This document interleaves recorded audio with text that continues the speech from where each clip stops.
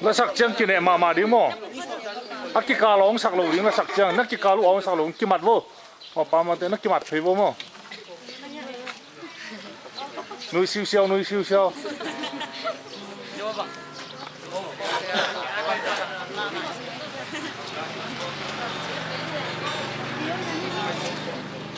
pan bao đấy,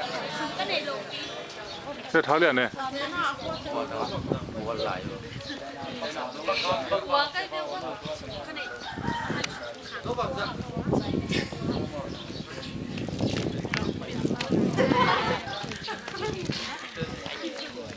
Cái đông dạy tiếng đâu nghe ghi kể đâu tiếng mò.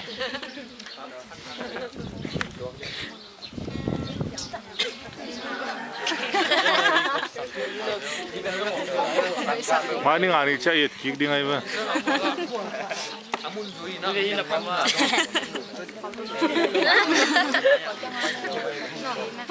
Cái ai tôi cái thú công siêu tiền không? Pan vô lại.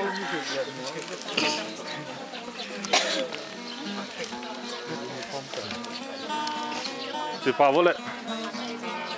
Thế lại, sao vô lại.